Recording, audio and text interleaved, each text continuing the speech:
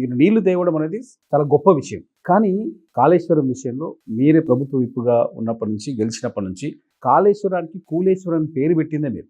కాళేశ్వరమే లేకపోతే గంధమాలకు నీళ్ళు ఎలా వచ్చినాయి? కాళేశ్వరమే లేకపోతే మీ ఆలేరు నియోజకవర్గం ఇవాళ ఎట్లా సస్యశ్యామలమైంది? కాళేశ్వరం ఆలోచన లేకపోతే మీ ఆలేరు నియోజకవర్గం ఇవాళ వరి పంటలో స్టేట్‌లోనే నంబర్ 1 స్థాయిలో ఎలా వచ్చింది? అంటే కాళేశ్వరాన్ని మీరు కూలేశ్వరం విమర్శిస్తున్నారు. కాళేశ్వరంతో ఏం ఉపయోగం లేదా? చాలా మంచి క్వశ్చన్ అడిగారు. మరి కాళేశ్వరం కట్టిర్రు, గంధమల్ల అప్పటికి చెరువు ఉంది, ఇప్పుడు చెరువు ఉంది, మల్లన్న సాగర్ ఉంది, కొండపోచం ఉంది. ఎందుకు ఆలేరు ఒక చెరువు నింపలేకపోయారు? ఎందుకు గంధమల్ల వాగు, బిక్కేరు వాగు, అడ్డగూడూరు వాగు, మోత్కూరు వాగు, తుంగతుర్తి దాకా ఎందుకు నీళ్ళు వేయలేకపోయారు? గత పాలకుల పాపమే కదా. నేనేమంటున్నా, కాళేశ్వరం, మేడిగడ్డ 2 కూలిపోయినాయి. గత దివంగత రాజశేఖర రెడ్డి గారు ఏదైతే శ్రీపాద ఎల్లంపల్లి కట్టిండో అక్కడి నుంచి నీళ్ళు ఎత్తిపోసినాం. మేడిగడ్డ నుంచి సుక్క నీళ్ళు ఎత్తలే. ఇప్పటికీ మేడిగడ్డలో నీళ్ళు ఆపితే దానికి ముప్పు ఉంది. కాళేశ్వరం నీళ్ళు ఆపితే కొట్టుకుపోయే ప్రమాదం ఉంది.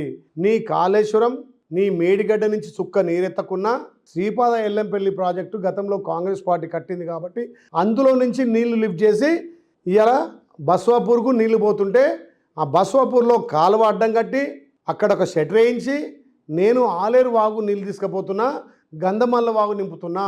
గత పాలకులు చేస్తే వచ్చేటివి, కానీ గత పాలకుల నిర్లక్ష్యం వల్ల ఆలేరు ఎడారైంది. మల్లన్న సాగర్ కేసీఆర్ కట్టి నేను ఒప్పుకుంటా, కొండపోచమ్మ కట్టి నేను ఒప్పుకుంటా. కానీ దాంట్లోకి వచ్చే నీళ్లను మాత్రం కాంగ్రెస్ పార్టీ గతంలో కట్టిన ప్రాజెక్టు శ్రీపాద ఎల్లంపల్లి నుంచి ఎత్తిపోసిన నీళ్లు మాత్రమే ఈ రోజు వరకు కూడా మేడిగడ్డ కానీ కాళేశ్వరం కానీ నీళ్ళు ఆపితే కూలిపోయే పరిస్థితి ఉంది. దాన్ని రిపేర్ చేయించి ఇలా దాని మీద మా ఉత్తమ్ కుమార్ అన్న మా మంత్రివర్యులు ఇవాళ ఎమ్మెల్యేలతోటి పవర్ ప్రాజెక్ట్ కూడా పెడతా ఉన్నాడు.